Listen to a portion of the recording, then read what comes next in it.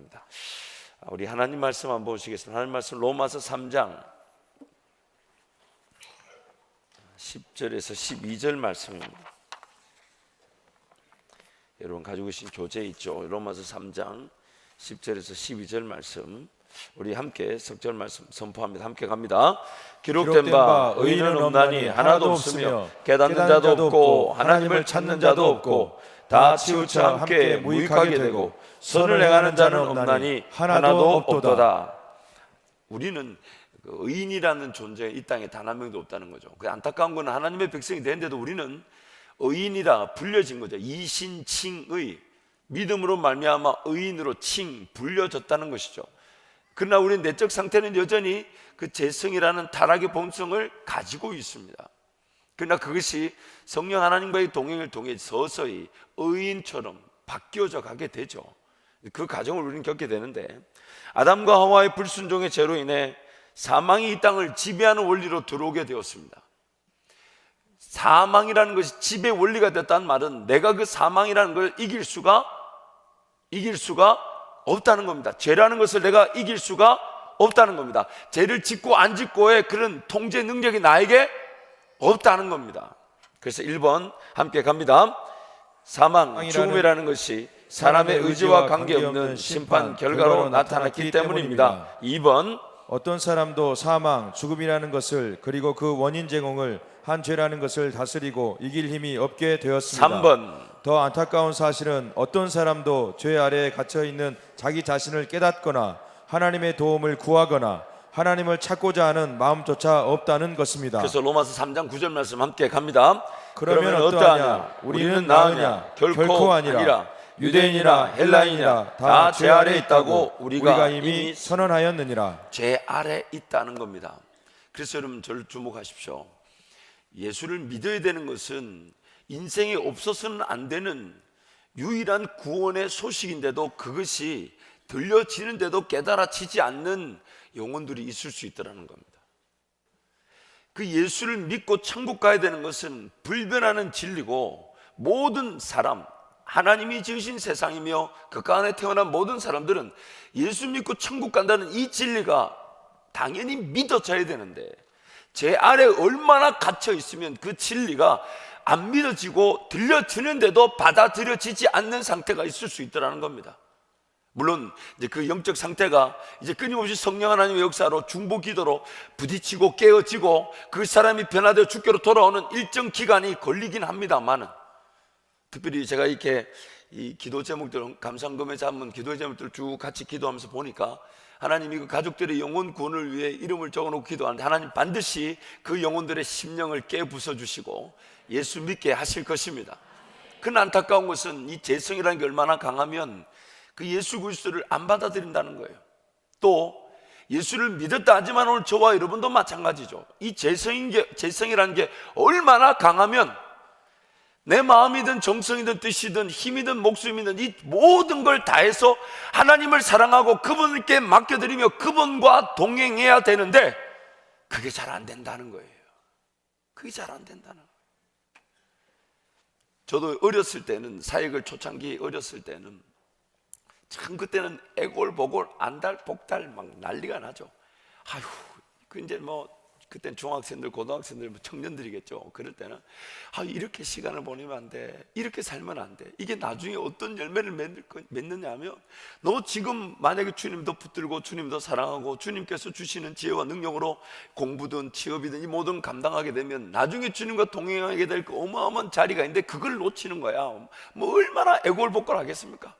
근데 그 사람들이, 그 청년들이 얼마나 그 표준어가 생각이 안 나네. 얼마나 그런 상태인지. 이제 여러분 저도 이제 성화가 돼가지고 이제 그런 말 안 쓰려고요. 그 얼마나 재성에 사로잡혀서 그게 인식이 안 된다는 거예요. 인식이 당연한데 그렇잖아요. 천국 가서 하나님 앞에 서 보십시오. 이 땅에서 주님도 의지하며 주님도 만나지 못했던 것만큼 안타까운 시간들이 있겠습니까? 있겠습니까?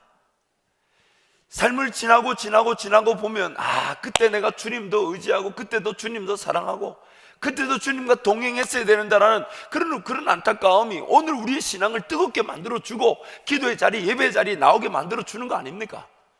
그렇잖아요.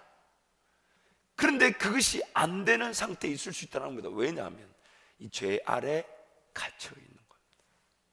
죄 아래 갇혀 있는 거예요. 그런 이유로 그 내용을 보시면 아담과 하와는 죄를 짓고 난 다음에 하나님을 일방적으로 피하고 말았던 것입니다. 뭐 때문에요? 죄 아래 갇혀있기 때문에. 죄의 지배에 사로잡힌 가인은 동생 아벨을 죽였을 뿐만 아니라 하나님의 인재 앞에서 떠나버렸습니다. 하나님 은혜가 없이는 살아갈 수 없는데 그 은혜를 저버리고 떠나버렸단 말이에요. 여러분, 우리 이제 수요일 날이 원래 이 수요예배 시간이 있다 보니까 좀 일찍 시작하고 보니까 우리 조금 늦게 오신 분도 있는데, 여러분 자리를 안쪽으로 조금 모아주시죠. 뒤에 들어오신 분들 자리 찾기가 좀 수월할 수 있도록. 다음부터는 좀 이렇게 이런 앞자리 좀 앉아주세요. 앞자리 좀 이렇게 앞자리 좀. 다음부터 항존지 뒤에 앉아 계시면 노란 딱지를 드리도록 하겠습니다. 경고를 좀 앞쪽으로 당겨주셔서 조금이라도 늦게 오신 분 우리가 배려하면 좋죠. 주일날도 여러분 되도록이면 2부 예배, 우리 항존지 수요일 이렇게 오시는 분들은 2부 9시 예배 참석하시고 섬기실 거 다 섬기시면 얼마나 좋습니까? 그렇죠?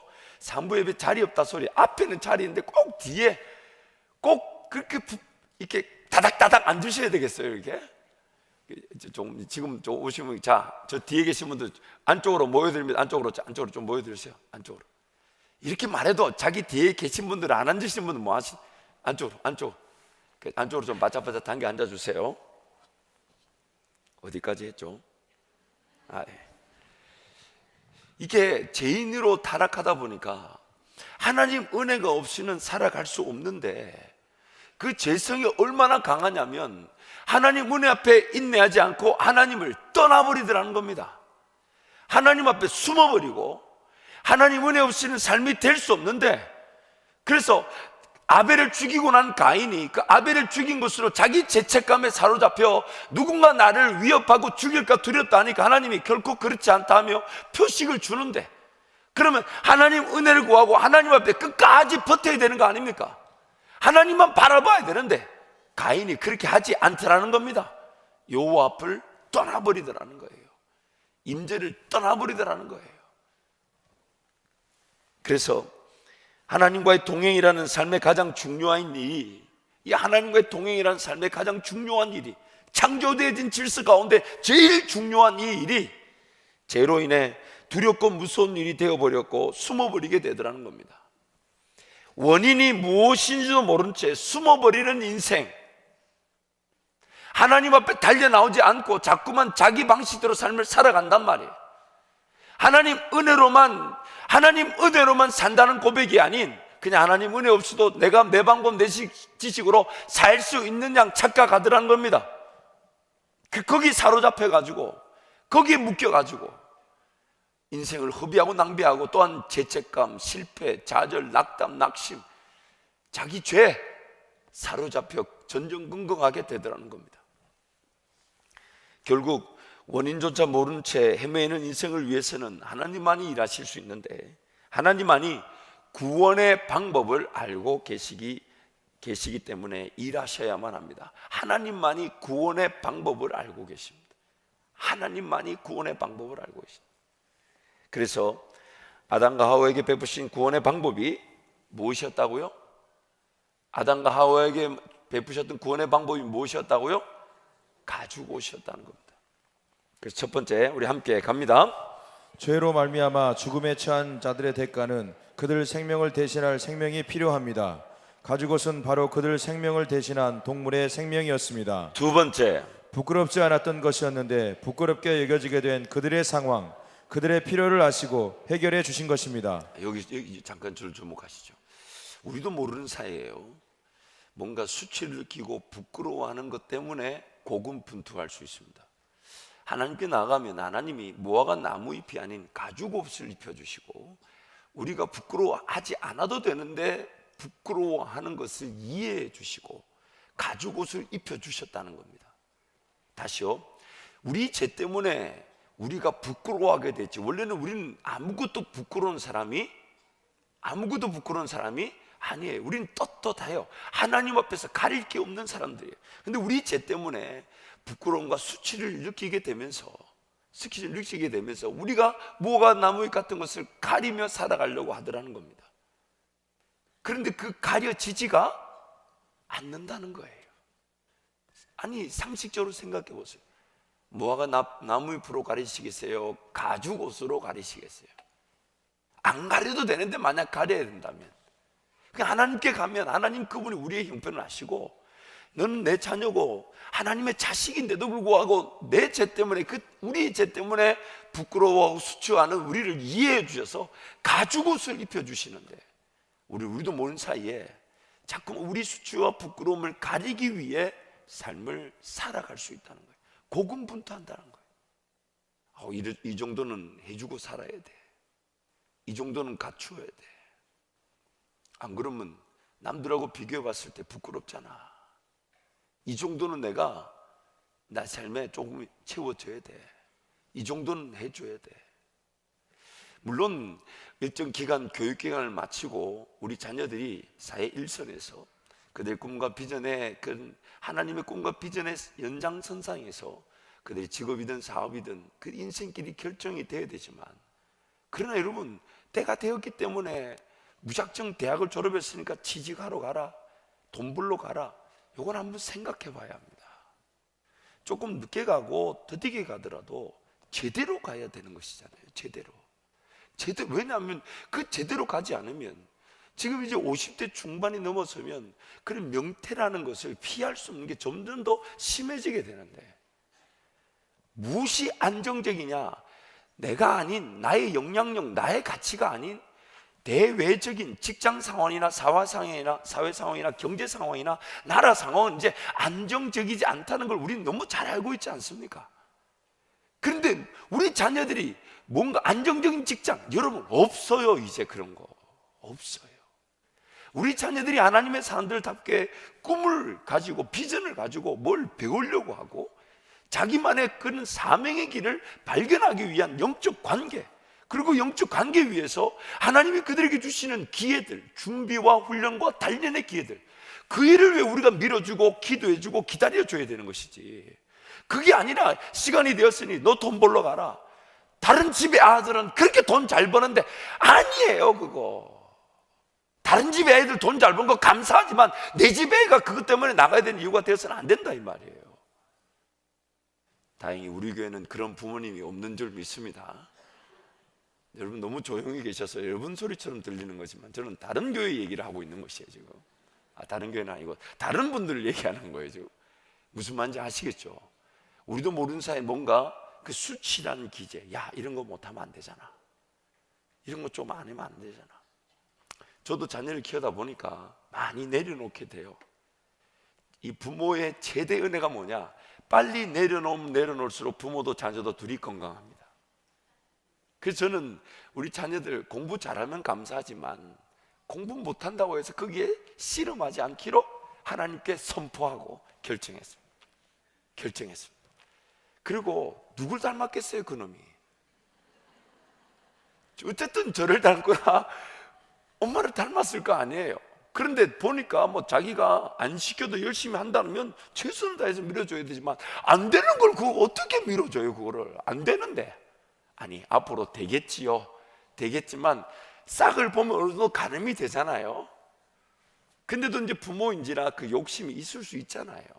그렇지만 제 바람은 하나님과의 그 관계가 반석처럼 세워지게 된다면 우리 자녀들이 나중에 어떤 하나님의 인도하심을 듣게 되고 거기에 따라가게 되면, 바라기는 기존에 했던 그런 질서 속에서도 공부를 잘하고 그 세상 리더십을 섬길 만한, 인정받을 만한 자녀들도 있어야 되지만, 그러나 하나님께서 그들에게 은혜를 주신다면 요셉처럼 그런 훈련의 기간, 다니엘처럼 그런 훈련의 기간을 거쳐도 이 나라와 민족을 섬길 수 있는 리더들이 될 수 있다는 것입니다. 하나님의 음성에 얼마나 사로잡혀 있는가, 얼마나 사로잡혀 있는가. 그래서 여러분 우리 자녀들 위해 기도할 때 우리 부모님들이 그런 어떤 부끄러움과 수치 기제로 자녀들 자꾸만 독촉하거나 재촉해서는 안 된다는 겁니다. 그들에게 하나님과의 관계 중심의 삶에 그것에 대해서 가르쳐주고, 동시에 그들이 잘할 수 있으면 잘할 수 있는 쪽으로 밀어줘야 되는 거지. 그 나중에 여러분 대학 갈 때 보십시오. 여러분 생각했던 만큼 되던가요? 아니, 되던가요 안 되던가요? 제가 우리 교회 와서 청년 일부 대학부부터 맡았잖아요. 거짓말도 못해요. 우리끼리는 그게 마음대로 안 되더라, 안 되잖아요. 근데 그 중고등부 시절, 주일학교부터 시절을 우리가 자꾸만 잘못 속아가지고 그 길을 갈 수가 있더라는 겁니다. 내 부끄러움, 내 수치 가리기 위해서. 그러므로 오늘 우리 자신들뿐만 아니라 우리 가정에서 자녀들을 대하는, 또 우리 교회가 다음 세대에 대하는 그 분명한 태도를 분명히 해야 합니다. 그들이 정말 주님을 더 깊이 만날 수 있다면 적극적으로 밀어주고, 또한 그들이 주님과의 관계 우선으로 살아갈 수 있도록 독려해 주면서, 또한 그 자녀들이 하나님이 지혜를 주셔서 공부를 잘할 자녀들이라면 그 리더십적으로 밀어주고, 그렇지 않다면 그들을 통해 하나님 세상에 새로운 어떤 영역에서든지 하나님의 지혜와 능력이 나타나는 자들로 세워지게 해달라고 은혜를 구하게 되면 자녀든 우리든 다 행복하게 될 것입니다.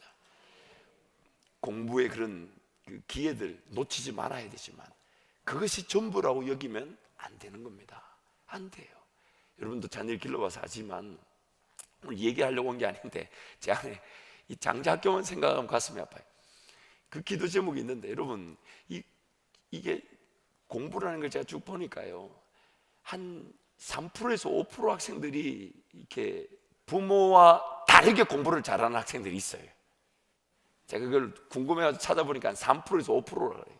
100명 중에 3명에서 5명은 부모와 관계없이 공부를 잘하는 애들이 있대요. 어떤 인생의 어떤 우여곡절과 아픔, 뭐 기제들 이런 것들 때문에, 혹은 아버지는 안 그러는데 할아버지가 좋아가지고 물려받은 경우도 있고, 뭐 여러 가지 기제들이 있다 그래요. 그런데 대부분의 경우는요, 공부할 학생은 공부하게 돼 있더라고요. 그게 보이지 않습니까? 그게 보이지 않아요? 억지로 학원 보내고 억지로 시켜봐야, 제가 셋을 키워보니까 분명히 보이더라고요. 뭐 해라 소리 안 해도 열심히 하는 애가 있고요, 해라 하는데 해라 하는 그것만 안 되는 애가 있어요. 아니, 안 되는 애가 있어요. 제가 누구라고 말하지 않았습니다. 우리 그거 떠올리면 안 돼요, 여러분. 우리 세 번째 한번 갑니다. 세 번째 함께 갑니다. 시작. 죄로 인해 그들은 하나님 앞에서 더 이상 떳떳할 수 없었습니다. 왜냐하면 그들의 죄악상이 드러났기에 그 죄인됨을 가릴 수밖에 없는 것입니다. 죄라는 것 때문에 자꾸만 우리는 뭔가 가리려고 산다는 겁니다. 가리려고 하는 것의 가장 큰 문제가 뭐냐? 하나님 앞에 은혜를 구하지 않고 하나님을 떠나버리더라는 거예요. 떠나버려. 그래서 그 굵은 글씨 적혀 있는 거 함께 선포합니다. 가죽옷을 지어 입히신 하나님께서는 우리의 궁극적인 필요, 즉 죽음의 문제뿐만 아니라 우리의 현실적인 필요, 죄로 인한 두려움, 부끄러움까지도 해결해 주신 것입니다. 그래서 그분이 우리 삶의 목자 되신다 말씀하시는 겁니다. 그래서 하나님께서 구약 이스라엘 백성들을 택하셨을 때에 그들에게도 동일하게 생명으로 생명을 대신하는 법을 깨닫게 하시고 지키게 하심으로 죽음의 문제를 극복하도록 하셨습니다. 하나님 앞에 설 수 있도록 인도해 주신 것입니다. 그래서 그 법은 다음에 세 가지를 필요로 하게 되죠. 첫 번째는 자기의 죽음을 대신할 생명체의 생명. 자기의 죽음을 대신할 생명체의 생명. 두 번째는 죄인이 아닌 의인으로서 제사를 하나님 앞에서 수행할 제사장. 세 번째는 희생 제사를 드릴 수 있는 구별된 장소. 그래서 대제사장이 제사를 드릴 때에 그 정한 제물의 피를 가지고 제단과 또한 처소 안에 곳곳에 피를 뿌리죠. 그 장소가 구별되어져야 되는 겁니다. 지성소 안에 모든 것들을 이 제단에 올라간 제사장이 그 피를 그 제단에 있는 모든 기구에다가 뿌려서 정하게 만들고 구별하는 것입니다. 하지만 이런 구약적 동물의 희생 제사에는 다음과 같은 약점이 있습니다. 그 첫 번째 약점이 뭐냐면 거룩하고 의미 없어야 하는 희생 제물이 영원하지 않더라는 겁니다. 거룩하고 의미 없어야 하는 희생 제물이 영원하지 않더라는 겁니다. 두 번째, 거룩하고 의미 없어야 하는 사람 제사장이 영원하지 않더라는 겁니다. 거룩하고 흠이 없어야 하는 이 사람 제사장이 영원하지 않다는 것입니다. 세 번째, 거룩하고 흠 없어 하나님 임재가 항상 머물 수 있는 성전이 영원하지 않다는 겁니다. 성전이 영원하지 않다. 그래서 사람이 가진 한계 안에서 허락하신 구약적 동물의 희생제사는 결코 영원할 수 없었습니다. 이러한 한계를 극복하기 위해서는 다음에 세 가지 조건이 해결돼야 되죠. 영원한 생명의 효력을 발휘하는 희생제물, 영원한 생명의 효력을 발휘하는 희생제물. 두 번째는 영원히 구별된 의인 제사장. 세 번째는 영원히 언제든지 제사 드릴 수 있는 장소인 성전. 이 세 가지가 해결이 돼야 합니다. 첫 번째, A, 영원한 생명의 효력을 발휘하는 희생제물. 영원한 생명의 효력을 발휘하는 희생제물은 그 내용을 보시면, 죄를 지을 때마다 짐승을 잡아야 한다면 사람의 삶이 온전히 누려질 수 있을까요? 왜냐하면 짐승을 구하느라 허덕거리게 됩니다. 죄를 지을 때마다 짐승을 구해야 된다면 얼마나 많은 짐승이 필요할까요? 여러분 한번 생각해 보세요. 이 영원한 희생제물이 필요하다는 얘기는 오늘 우리에게 지금 경각심을 주는 겁니다. 그래서 이 율법적 구조, 구약적 제사가 가지는 궁극적인 목적이 뭐냐면, 우리로 하여금 하나님 앞에 아무런 가치가 없다는 것과 우리의 심령이 자동적으로 죽고 싶어하게 만듭니다. 왜냐하면 우리 죄 때문에 하나님과 관계 회복되지 않고, 하나님과 관계 회복되지 않으니 하나님의 인도하심을 보지 못하게 되니 죄와 사망의 길을 피할 수 없죠. 그래서 하나님의 인도하심을 구하며 하나님께 나아갈 때마다 내 죄에 대한 제사 예물을 구별해야 되는데, 이 제사 예물이 영원하지 않다 보니까 방금 전에 지었던 죄 때문에 짐승을 잡았어요. 근데 또 다음에 또 죄를 지으면 또 짐승을 잡아야 돼. 근데 여러분, 그 죄가 지어질 때마다 짐승을 잡아야 되고 제물을 준비해야 된다면 삶이 온전히 지탱이 될까요? 안 될까요? 살고 싶을까요? 죽고 싶을까요? 아니, 살고 싶을까요? 죽고 싶을까요? 죽고 싶죠. 그 궁극적인 우리의 형편에 따라 구약이라는 율법이 궁극적으로 지향하는 바가 뭔지를 우리에게 보여주는 겁니다.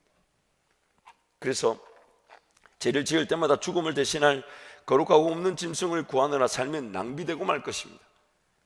그런데 만약 죽음을 대신하기 위해 짐승을 찾아 잡으려고 했는데 이전에 죽었던 그 짐승이 살아있다면 다른 짐승을 잡을 필요가 있을까요? 없을까요? 자, 히브리서 9장 18절 22절 말씀 함께 갑니다. 이러므로 첫 언약도 피 없이 세운 것이 아니니 모세가 율법대로 모든 계명을 온 백성에게 말한 후에 송아지와 염소의 피 및 물과 붉은 양털과 우슬초를 취하여 그 두루마리와 온 백성에게 뿌리며 이르되 이는 하나님이 너희에게 명하신 언약의 피라 하고, 또한 이와 같이 피를 장막과 섬기는 일에 쓰는 모든 그릇에 뿌렸느니라. 율법을 따라 거의 모든 물건이 피로써 정결하게 되나니 피 흘림이 없은즉 사함이 없느니라. 지금 희생 제물이 필요한 이유가 뭐냐면 그 생명의 값이 결국 피가 되는 것이고 그 피가 죄 사함을 이루어낸다는 것인데, 방금 전에 여러분 우리가 이미 구약적 제사의 한계가 본 게 뭐냐면 제사 희생 제물이 영원하지 않다는 거죠. 근데 만약 우리가 잡았던 짐승이 그 죄의 대가를 안고 죽어버렸습니다.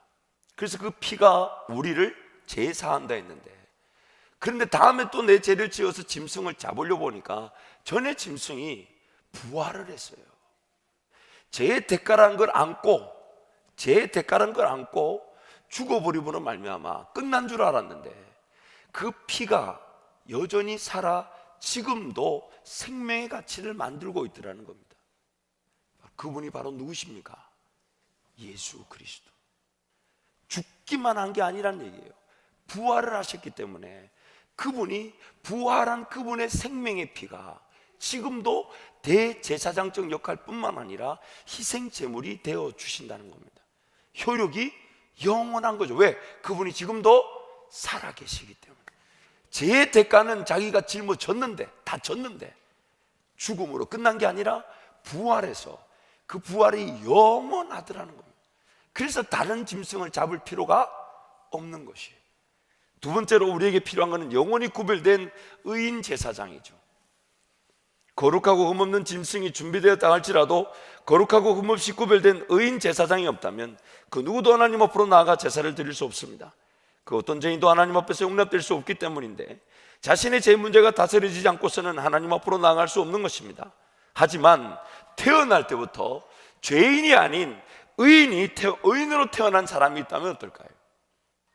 그래서 예수 그리스도는 성령으로 잉태되셨던 것이죠. 그래서 히브리서 9장 14절 말씀 함께 갑니다. 하물며 영원하신 성령으로 말미암아 흠없는 자기를 하나님께 드린 그리스도의 피가 어찌 너희 양심을 죽은 행실에서 깨끗하게 하고 살아계신 하나님을 섬기게 하지 못하겠느냐. 히브리서 4장 25절 27절로 갑니다. 그러므로 자기를 힘입어 하나님께 나아가는 자들을 온전히 구원하실 수 있으니 이는 그가 항상 살아계셔서 그들을 위하여 간구하심이라. 이러한 대제사장은 우리에게 합당하니 거룩하고 악이 없고 더러움이 없고 죄인에게서 떠나 계시고 하늘보다 높이 되시니라. 그는 저 대제사장들이 먼저 자기 죄를 위하고 다음에 백성의 죄를 위하여 날마다 제사 드리는 것과 같이 필요할 이는 그가 단번에 자기를 드려 이루셨음이라. 바로 그 예수 그리스도가 우리의 의인 대제사장이 되어 주시는 것입니다. 또한 세 번째 우리에게 필요한 건 영원히 언제든지 제사 드릴 수 있는 장소, 성전입니다. 우리에게 필요한 건 영원한 언제든 제사 드리는 장소, 성전인데, 제사정도 준비되었다 할지라도 만약 하나님께서 거하실 수 있는 거룩하고 흠이 없는 공간이 없다면 제사를 드릴 수 없게 됩니다. 그렇게 보자면 이 땅 어느 영역도 죄로 인해 타락하지 않는 곳이 없기 때문에 우리가 제사를 드릴 만한 마땅한 공간이 필요하다는 것이죠. 하지만 건물적 공간이 아닌 사람의 내면의 공간이 거룩하게 구별되고 흠이 없게 된다면 어떻게 될까요? 고린도전서 6장 19절 20절 함께 갑니다. 너희 몸은 너희가 하나님께로부터 받은 바 너희 가운데 계신 성령의 전인 줄을 알지 못하느냐. 너희는 너희 자신의 것이 아니라 값으로 산 것이 되었으니 그런즉 너희 몸으로 하나님께 영광을 돌리라. 그래서 우리에게는 누가 필요하십니까? 예수 그리스도가 필요하십니다. 이것이 복음이고 이것이 진리입니다. 그분만이 우리를 위한 진정한 희생 제물이 되어 주실 수 있으십니다. 그분만이 우리를 위한 영원한 대제사장이 되어 주실 수 있으셨습니다. 그분만이 우리가 하나님의 성전이 될 수 있도록 해 주실 수 있으셨습니다. 그리고 그분은 우리의 궁극적인 죽음의 문제뿐만 아니라 현실적 필요까지도 채우시는 분이십니다. 그래서 우리 주님이 동물을 잡기만 한 것이 아니라 동물의 가죽으로 아담과 하와에게 가죽옷을 해 주셨지 않습니까? 여러분 잊지 마십시오. 우리가 거룩하게 되는 것은 죄를 짓지 않기 때문에 거룩하게 되는 것이 아닙니다. 잊지 마십시오. 내가 죄를 멀리하고 죄를 안 지었기 때문에 거룩하게 되는 것이 아니라 예수 이름으로 하나님 앞에 나아가게 될 때에 우리는 거룩함을 받게 됩니다. 그리고 그때 하나님 나를 예수 이름으로 거룩하다 하시면서 그때서부터 성령 하나님과 함께 동행의 길, 그 영광의 길을 걸어가게 하시는 거예요. 사명이 나타나게 되고요, 꿈이 나타나게 되고요, 비전이 나타나게 되고요, 무엇보다 하나님 그분이 기뻐 영광을 받으실 기적 같은 역사와 능력이 나타나게 되는 것입니다. 그래서 우리 삶의 최대 관건은 무엇이냐면 내 삶에 얼마나 최선을 다해 사냐, 그것도 중요할 수 있지만 우리 삶의 최대 관건은 얼마나 많이 예수 그리스도 이름을 의지하여 하나님 앞으로 나아가는가. 얼마나 많이, 얼마나 자주 예수 그리스도 이름을 의지해서 하나님 앞으로 나아가는가. 왜냐하면 그때야만이 우리의 모든 병이 치료될 것이고, 그때야만이 하나님의 기적 같은 방법이 나타나게 될 것이고, 그때야만이 하나님이 영광 받으실 그 성령의 인도하심이 나타나게 되기 때문에 얼마나 많이, 얼마나 자주 예수 그리스도 그분을 의지해서, 그분이면 충분한 제사, 희생 제물이시죠. 완벽한 대제사장이시죠. 그분 때문에 우리 안에 성전이 되어 성령이 거하시죠. 얼마나 많이 자주 예수를 의지하고 그분을 의지하여 하나님 앞으로 나아가는가에 따라 삶의 판도가 달라지게 되는 것입니다.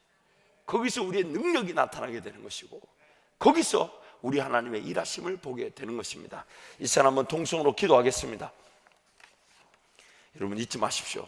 오늘 우리에게 유일한 능력은 오직 예수 그리스도 한 분이십니다.